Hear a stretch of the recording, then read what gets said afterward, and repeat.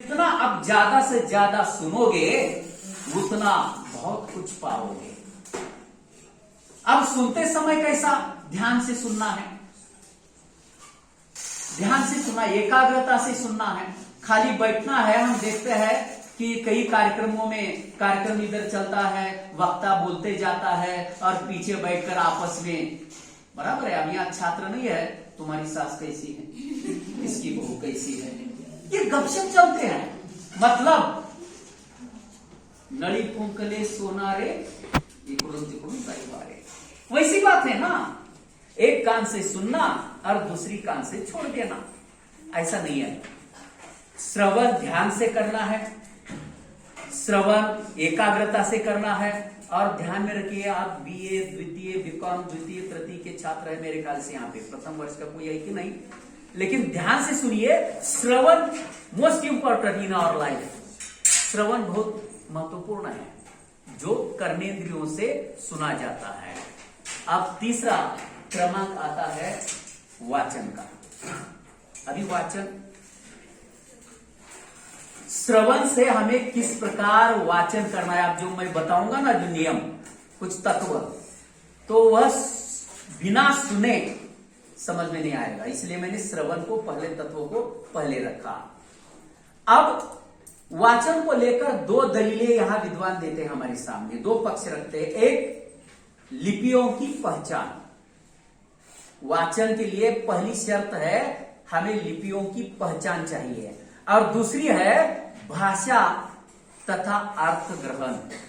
देखिए, वाचन करते समय भाषा का भी ज्ञान चाहिए और साथ साथ उसके अर्थ को ग्रहण करने की क्षमता भी चाहिए, तब जाके हमारा वाचन सही ढंग से हो जाता है।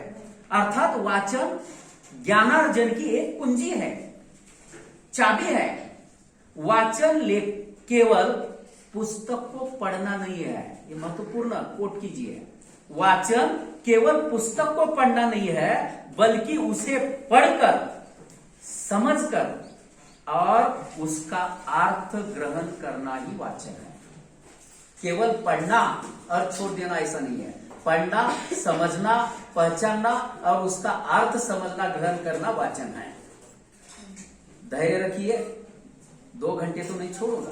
देख रहे हैं कितने समय तक चलेगा, कुछ मिनटों में, डरने की आवश्यकता नहीं है।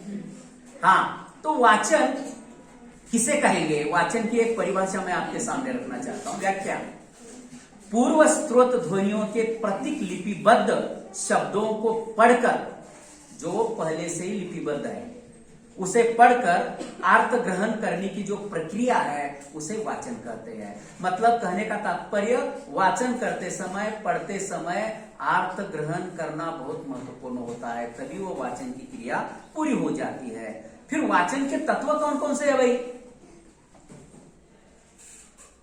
अक्षर और शब्द ज्ञान। सबसे पहले वाचन करना है तो अक्षर और शब्द का ज्ञान हमें चाहिए। अक्षर कैसे बनते हैं? अलग अलग लिपियों, वर्णों का हमें ज्ञान चाहिए। मराठी हो, हिंदी हो, अंग्रेजी हो, कितने वर्ण है। वर्णों से अक्षर बनते हैं, अक्षरों से शब्द बनते हैं, शब्दों से वाक्य बनता है। तो एक दूसरे के साथ जो संबंध है, इसकी पहचान हमें चाहिए। इसलिए क्या करना है? वर्णमाला की पहचान करके लेना है, हर भाषा की वर्णमाला।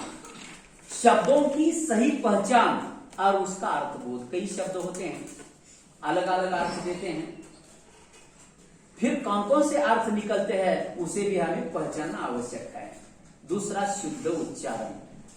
पढ़ते समय, वाचन करते समय उच्चारण आवश्यक है शुद्ध, नहीं तो अशुद्ध उच्चारण अलग अर्थ दे देता है। पढ़ते समय ध्वनियों की सही पहचान करना है और सही उच्चारण करना है, तुतलाती भाषा में नहीं, या 2 शब्द है, अगले शब्द का पहला वर्ण इस शब्द को मिलाना है, इस शब्द का अंतिम वर्ण अगले शब्द को मिलाना है, ऐसी बात नहीं है। मात्रा, संधि और संयुक्त अक्षरों की भी पहचान हमें चाहिए, उसका उच्चारण करना चाहिए। अगला है प्रवाह। निरंतर और सहजता आनी चाहिए पढ़ते समय, कहीं रुकावट नहीं होनी चाहिए, कहीं अटकाव नहीं होना चाहिए, क्योंकि अटकाव और रुकावट से अर्थ ग्रहण में बाधा आती है। गति और लय, ये भी बहुत आवश्यक है वाचन में। गति बहुत धीमी भी नहीं होनी चाहिए और गति अधिक ज्यादा भी नहीं होनी चाहिए, मध्यम स्वरूप से हमें पढ़ना चाहिए। अगला है अर्थबोध, सबसे महत्वपूर्ण है, क्योंकि पढ़ते समय हमें अर्थों को भी समझना आवश्यक है।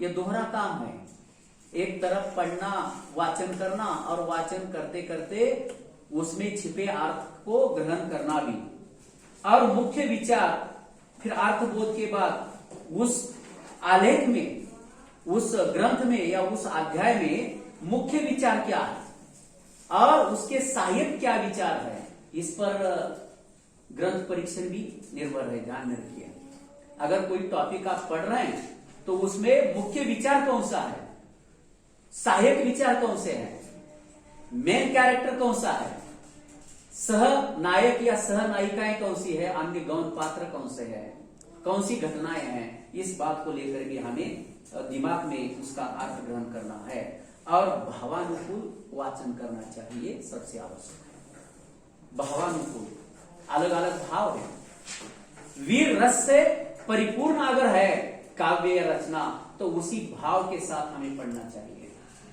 अगर रस से, रति से परिपूर्ण है तो उसी भाव से, निर्वेद से परिपूर्ण है तो उसी भाव से हमें पढ़ना चाहिए। इसलिए वाचन आवश्यक है। वाचन के बाद आ जाता है लेखन, ये भी आवश्यक है। आप पढ़े, आप लिखे, खुदा पढ़े, ऐसा न हो। परीक्षा में कई बार हम देखते हैं उत्तर पत्र जांचते समय सिर्फ खुजला खुजला कर परेशान हो जाते कि उन्होंने क्या लिखा है। कहीं परिचित शब्द मिलता है क्या ढूंढते हैं। सही है, वास्तव में परिचित शब्द कहीं मिलता है क्या ढूंढते हैं और उसको आंख देके आगे पुश करने का काम करते हैं। ऐसा नहीं है आप लिखे खुदा पढ़े, ऐसी बात नहीं है। इसलिए लेखन कौशल्य बहुत आवश्यक है। अभी लेखन कौशल से तात्पर्य क्या है? लेखन कौशल से तात्पर्य भाषा विशेष में मान्य लिपि प्रतीकों के माध्यम से विचारों तथा भावों को प्रस्तुत करना। मान्यता प्राप्त जो लिपि प्रतीक हैं, वर्णमाला जिसे कहते हैं, उसके माध्यम से अपने विचारों को तथा भावों को व्यक्त करते जाना। कहा जाता है कि लेखन के लिए 3 बातें आवश्यक है। प्रथम अवस्था लिखने की तैयारी, बहुत महत्वपूर्ण है। पहली अवस्था है आपकी लिखने की तैयारी। हमारी लिखने की तैयारी नहीं होती तो आगे की सीढ़ी कब आएगी, लिखेंगे कैसे? मन की लिखने की तैयारी है, मुझे बैठना है और कम से कम 4-5 प्रश्न एक साथ मुझे लिखना है, बिना इधर उधर भटके हुए।